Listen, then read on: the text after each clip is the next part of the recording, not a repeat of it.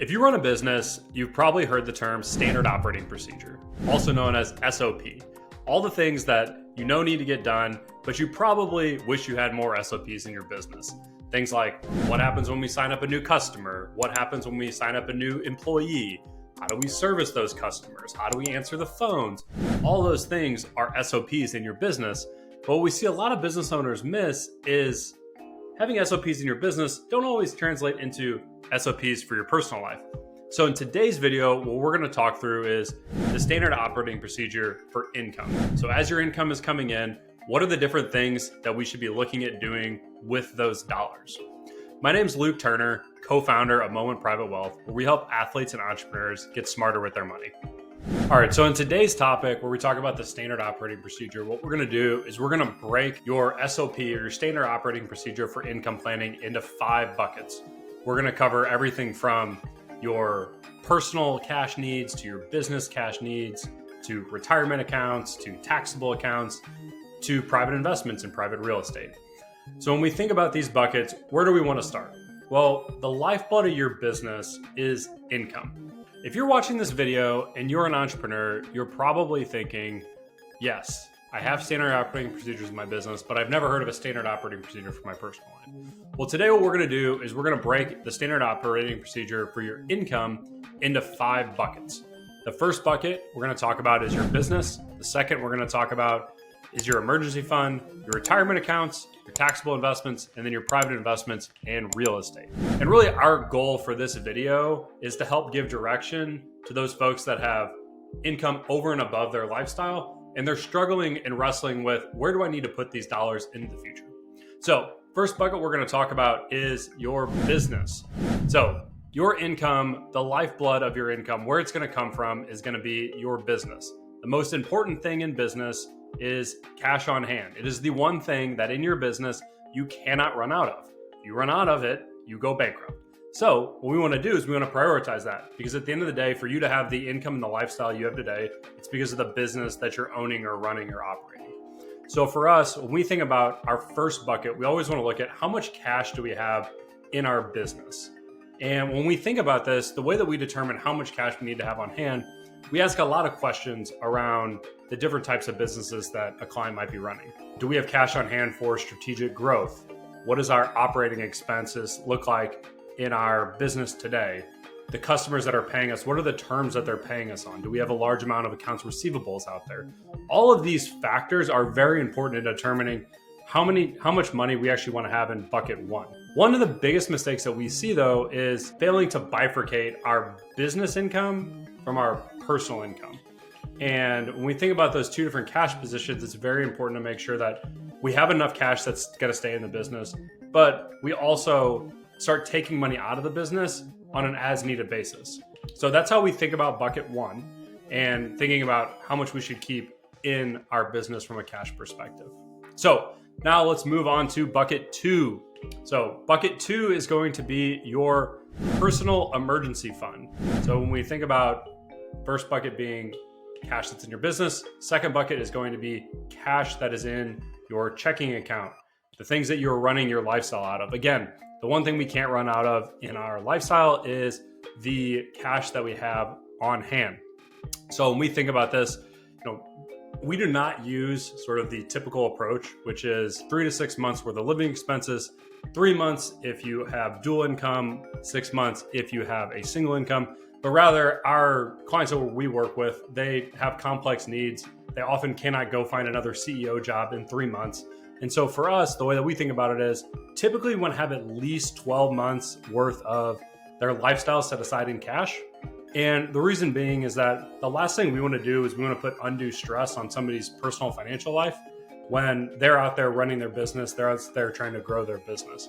So for us, typically it's around that 12-month number, but it really depends on what somebody's lifestyle looks like today, what it's going to look like in the future, and what those needs might be over the course of the next 6 to 12 months. So that's bucket 2. Okay, so now let's move on to bucket 3. Now that we know about our cash positions, how much we should have in our personal cash and our business cash, the third bucket we're going to look at are retirement accounts. And you might be thinking, do we really want to allocate dollars to retirement accounts this early on, given that in retirement accounts, we can't touch these assets until we're 59 and a half. And I would say this is specific to the clients that we work with, in the sense that most of the clients we're working with, the income that they're making is well over and above their lifestyle. So for contributing to retirement accounts, there are limits to how much we can contribute. And typically we just want to knock these out. So when we think about retirement accounts, we really break it into two prongs. On one hand, we have accounts that we're going to get a tax benefit today. And then on the other hand, we're going to have accounts we're going to get a tax benefit in the future. So first, let's look at the accounts that we're going to get a tax benefit today. These are going to be things like a 401k and an IRA. And the way that these work is when we contribute dollars to them, we're going to get a tax benefit in the year that we contribute. Those assets are going to grow tax deferred. But then when we pull them out, we're going to get taxed at ordinary income levels. And then on the flip side of the coin, these after-tax contributions, or these contributions that are going to give us a tax benefit in the future, are things like Roth 401ks and Roth IRAs. And when we think about those accounts, we're not going to get a tax benefit today, but those assets are going to grow tax-free and they're going to come out tax-free. So you might be thinking, how do we determine what should go into each bucket? And really, it comes down to two basic factors. One is your time frame and age. So how much of a time frame or how long do I have for these assets to compound and grow? And then two, what is your current tax rate today? We get those two factors to determine, one, how much should go into each retirement account, and then two, which retirement account we should actually be contributing to. Something that's going to give us a tax benefit today, or something that's going to give us a tax benefit in the future. So that's bucket 3. All right, so my fourth bucket that we're going to look at here is going to be our taxable investments. So just to recap, what we've covered is, one, our cash positions for our business and our personal life, and retirement accounts. And now our fourth bucket that we're on to is our taxable investments.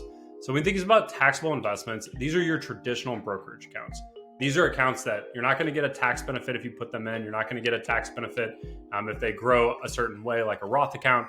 But rather, these are accounts that we're going to pay taxes along the way, but they have the ultimate amount of flexibility. They're going to put you in a situation that we can access these dollars at any point in time.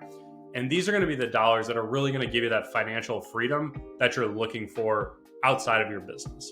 So when we think about these taxable investments and why we want to prioritize these fourth is, one, they're going to be the accounts that are going to give you, again, the most amount of flexibility. We can access them at any time.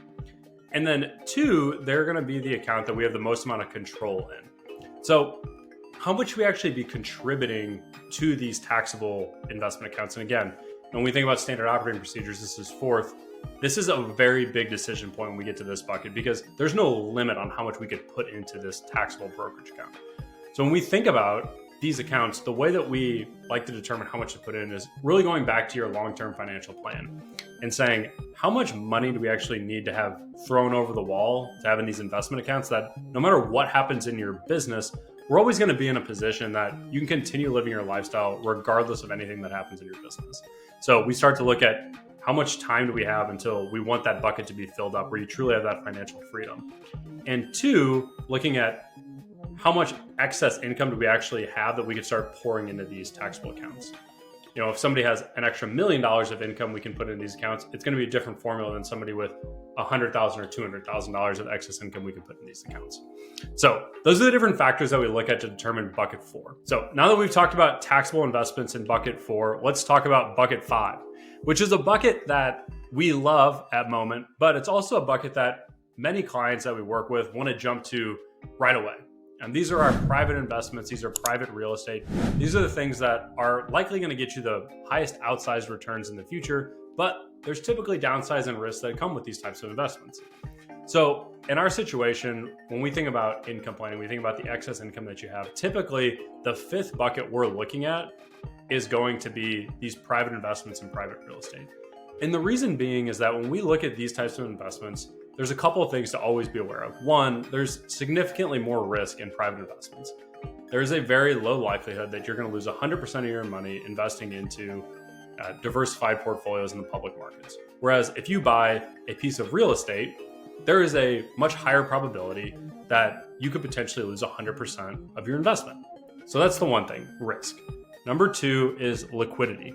So when we think about private investments, typically private investments have a 5 to 10 year cycle where you cannot access those funds. So anything we put into this bucket 5, we need to make sure that we're not in a situation that all of a sudden 3 years into this investment, now we need to access these funds.